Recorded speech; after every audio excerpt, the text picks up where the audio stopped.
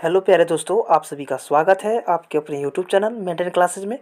दोस्तों आज हम लोग पढ़ने वाले हैं केमिस्ट्री का महत्वपूर्ण ऑब्जेक्टिव प्रश्न, जो कि आपका ये चैप्टर 2 है। अम्ल, क्षारक एवं लवण। इसे दोस्तों ऑब्जेक्टिव समझने से पहले इस चीज़ को हम समझेंगे, अम्ल, क्षारक एवं लवण क्या होता है, ठीक है। उसके बाद ऑब्जेक्टिव प्रश्न को तो देखना ही देखना है। चलिए सबसे पहले देखते समझते हैं जी, अम्ल किसे कहते हैं। दोस्तों अम्ल किसे कहते हैं, तो अम्ल हम उसे कहते हैं जो कि जिसका स्वाद खट्टा हो, यानी जो स्वाद में खट्टा हो उसे अम्ल कहते हैं। और क्षारक जो स्वाद में कड़वा होता है उसे क्षारक कहते हैं, ठीक है। और लवण किसे कहते हैं, तो अम्ल और क्षारक के मिलने से जो अभिक्रिया प्राप्त होता है, सुनिएगा, अम्ल और क्षारक के मिलने से जो अभिक्रिया प्राप्त होता है, यानी अभिक्रिया से जो प्राप्त होता है उसे लवण कहते हैं। जब अम्ल और क्षारक मिलते हैं आपस में, जब अभिक्रिया होती है तो जो हमें प्राप्त होता है उसे लवण कहते हैं। यहाँ तक कोई दिक्कत नहीं, आप समझ गए होंगे। तो चलिए अब सवाल को शुरू करते हैं, पहला नंबर सवाल को देखते हैं। दोस्तों यहाँ पर देखिए फर्स्ट नंबर सवाल क्या कह रहा है, कोई विलयन लाल लिटमस को नीला कर देता है, इसका पीएच संभवतः हो क्या होगा। देखिए दोस्तों, कोई विलयन है जो कि लाल लिटमस को नीला कर दे रहा है, लाल से नीला कर दे रहा है। तो दोस्तों आपको यहाँ बता दूं, लाल से जब नीला होता है, दोस्तों जब लाल से नीला होता है तो हमारा क्षार होता है, और क्षार का मान कभी 7 से ऊपर होता है। देखिए एक पीएच स्केल होता है, सुनिएगा, एक पीएच स्केल होता है, ठीक है, जिसमें 1 से लेकर 14 तक पॉइंट होता है, और बीच में आपका ये 7 होता है, एकदम बीचों बीच में ये आपका 7 होता है। तो 7 से जैसे ही आप नीचे आइएगा, 7 से नीचे आइएगा तो आपका अम्ल होता है, और 7 से जब आप ऊपर बढ़ते हैं तो ये आपका क्षारीय होता है, ठीक है। तो वहीं कह रहा है कोई विलयन लाल लिटमस पत्र को नीला कर देता है, जब लाल से नीला कर देता है तो आपका जो होता है वो क्षारीय होता है।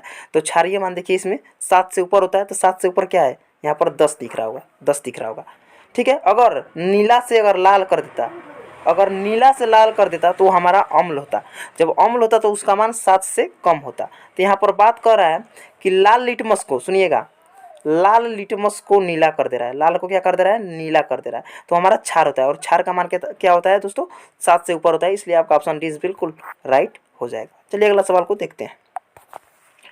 दोस्तों 2 नंबर सवाल कह रहा है, एस्टिक अम्ल का तनु विलयन के बारे में कौन सा अवलोकन सत्य है।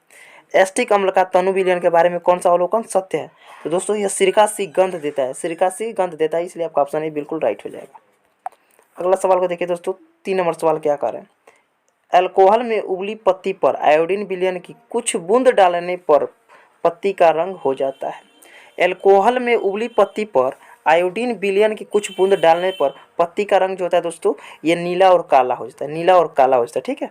नीलाहू और कालाहू कलर का ये झांकने जैसे मतलब कि दिखाई देता है कलर, ना ही पूर्ण रूप से नीला होता है ना ही पूर्ण रूप से काला होता है, नीला और काला ये दोनों तरह के होता है, ठीक है, इसलिए आपका ऑप्शन सी बिल्कुल राइट हो जाएगा। चलिए अगला सवाल को देखते हैं, 4 नंबर सवाल कर रहे हैं दोस्तों, अपच का उपचार करने के लिए निम्न में से किस औषधि का उपयोग होता है। दोस्तों अपच का उपचार करने के लिए निम्न में किस औषधि का उपयोग होता है दोस्तों, तो आपका होता है एंटासिड, ठीक है, एंटासिड होता है, एंटासिड, इसलिए आपका ऑप्शन सी बिल्कुल राइट हो जाएगा। चलिए अगला सवाल को देखते हैं।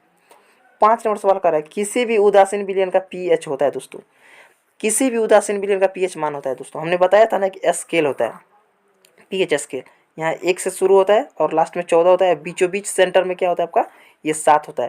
तो 7 ये जो होता है ये उदासीन होता है, और 7 से आप ऊपर जितना ही पढ़ेंगे वो हमारा क्षारीय मान होता है, और 7 से आप जितना ही नीचे आइएगा वो क्या होता है, अम्लीय होता है, और 7 बीचों बीच सेंटर में होता है तो ये क्या होता है, उदासीन होता है।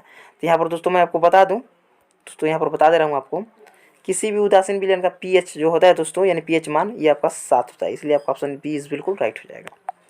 अगला सवाल को देख लेते हैं दोस्तों, 6 नंबर सवाल, निम्नांकित में से कौन लवण है, निम्नांकित में से कौन लवण है, तो ये आपका ऑप्शन सी बिल्कुल राइट हो जाएगा, K2SO4, ठीक है।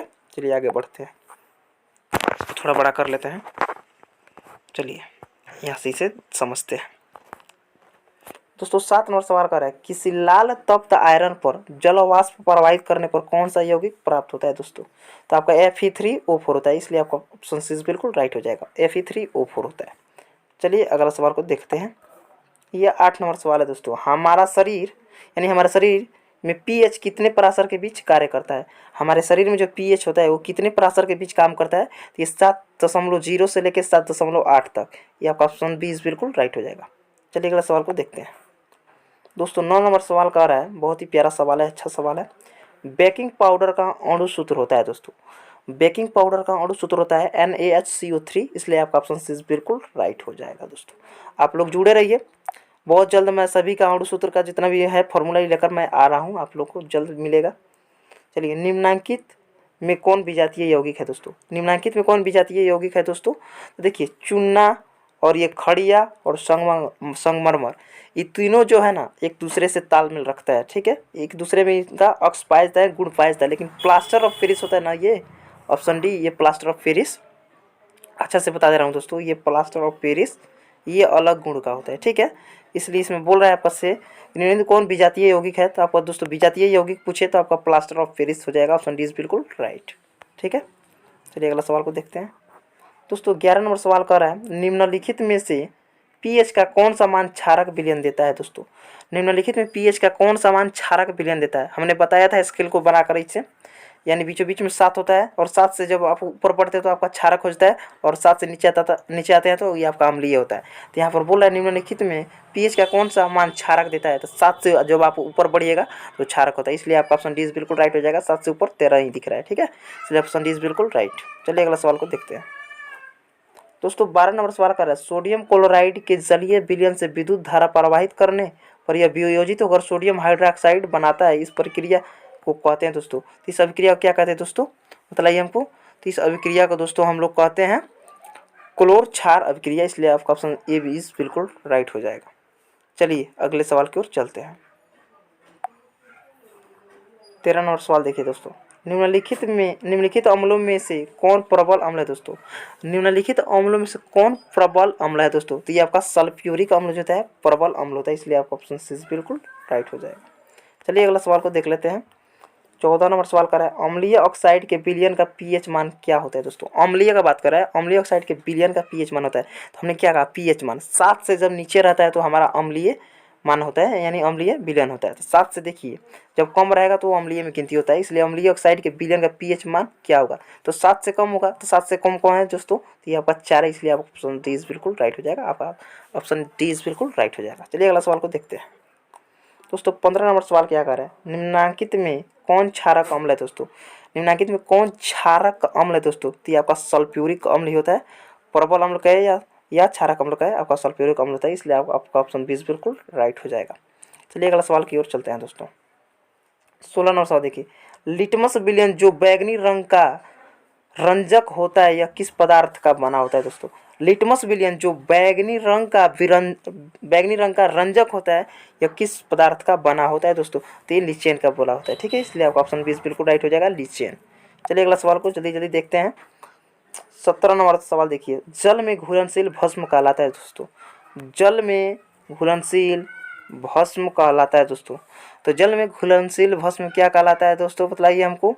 ये क्षार कहलाता है, आपका ऑप्शन 20 बिल्कुल राइट हो जाएगा, क्षार। चलिए अगला सवाल को देखते हैं।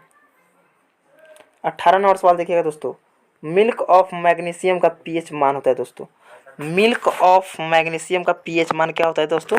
तो मिल्क ऑफ मैग्नीशियम का पीएच मान होता है 10.5, आपका ऑप्शन डी बिल्कुल राइट हो जाएगा, ठीक है।